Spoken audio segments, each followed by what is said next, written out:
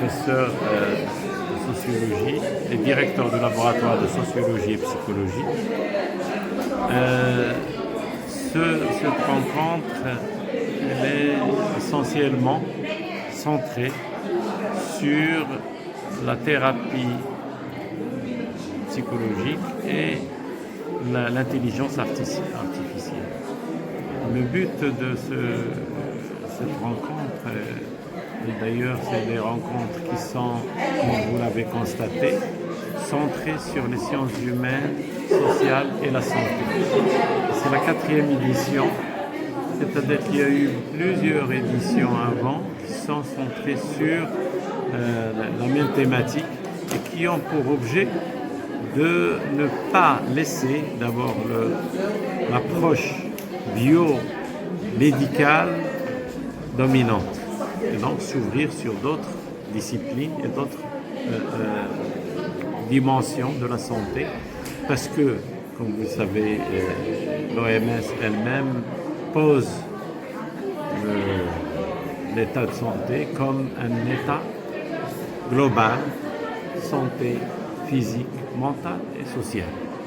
Donc, l'importance de ce congrès, d'abord, il est à l'avant-garde au niveau thématique, à l'avant-garde des approches nouvelles dans la thérapie et donc dans la psychothérapie. Et donc, elle essaie d'introduire l'intelligence artificielle dans la psychothérapie. Effectivement, ça pose parfois problème parce que il n'y a pas encore de réglementation claire à ce niveau-là au niveau Maroc et il n'y a pas aussi de cadre éthique qui peut, disons, réglementer cette pratique. Une chose sur laquelle j'ai souligné beaucoup et donc j'ai mis beaucoup disons, d'importance, c'est comment une fois, d'abord d'une part, renforcer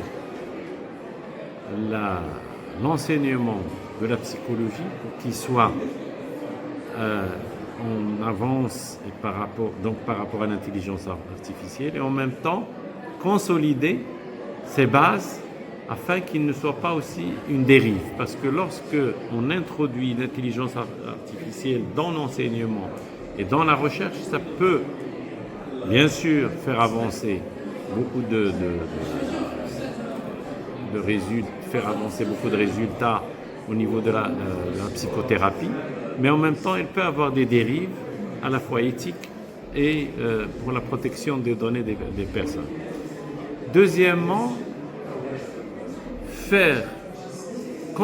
mieux contrôler ce qui se passe au niveau de la pratique psychothérapeutique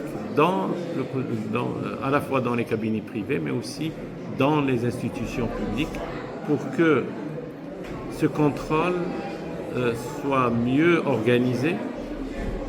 On peut le mieux organiser bien sûr à l'aide de l'intelligence artificielle, mais en même temps il faut faire attention des nouveaux charlatans parce qu'il y a les anciens charlatans que vous savez dans les pratiques psychothérapeutiques.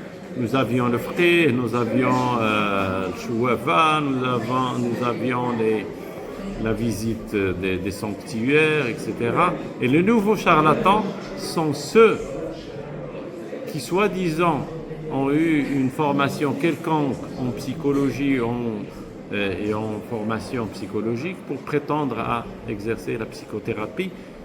Davantage, cela pose problème pour les nouveaux charlatans qui emploient l'intelligence artificielle pour prétendre qu'ils exercent dans la psychothérapie. Et donc c'est pour cela que l'État aussi doit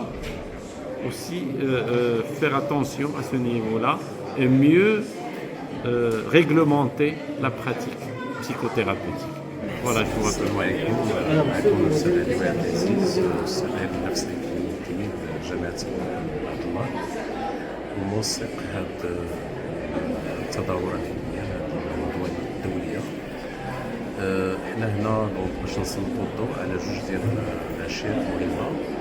أولا على المشاكل والصعوبات اللي كنلقاوها الاشخاص المصابين باضطرابات نفسيه كذلك، فكنسلطوا الضوء على احدث العلاجات، احدث الطرق، احدث خاصه التي لها علاقه بالتكنولوجيا الرقميه والذكاء الاصطناعي.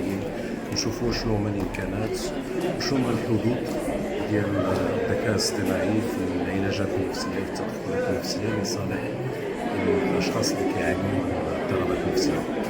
من جهه اخرى كاين ذوي الاعاقه ايضا كنتحدثوا على ذوي الاعاقه باش كنشوفوا شنو هما البرامج اللي ممكن تساعد هاد الناس في التدخل لصالحهم باش ترفع من جوده الحياه ديالهم.